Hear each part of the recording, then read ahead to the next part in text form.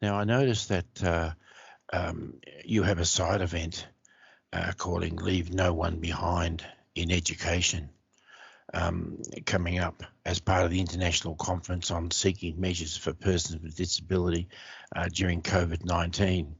And that's a particular topic here in Australia, where I live, and also in many other parts of the world.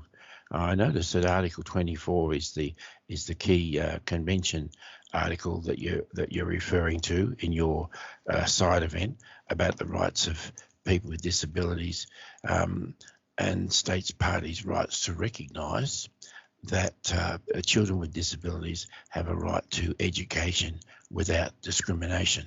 In Australia, where I live, Australia has changed significantly during the past year because lockdowns around our country have seen schools shifting to online and remote learning, sometimes with only a few hours' notice.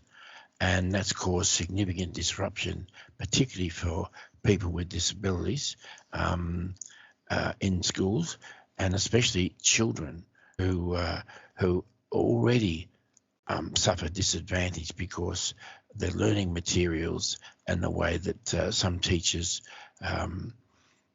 operate during the classroom exclude some children with disabilities. And yet many of the countries that are actually locking down schools and not making remote learning opportunities available for children with disabilities are actually in some way breaching their responsibilities. The most marginalised people in the region are children because the COVID pandemic has increased their isolation. And at least 1 in 3 children have been unable to access remote learning while their schools were closed, with girls more likely to be left behind. So I wish you all the best for your conference on coming up on the 17th of September, and I particularly want to wish you all the best for your side event. Thank you very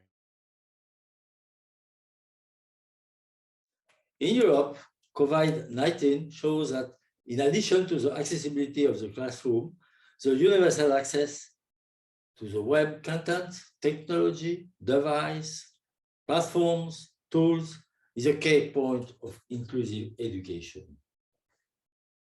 The objective is not to let people with disability only at home, but to open several ways to the knowledge and to build learning tools that will benefit to all. The CRPD implementation guide on Article 24, published by DPI in 2009, identify 4 main barriers to overcome to engage inclusion process in education: physical barrier, communication barrier, information barrier, and attitude.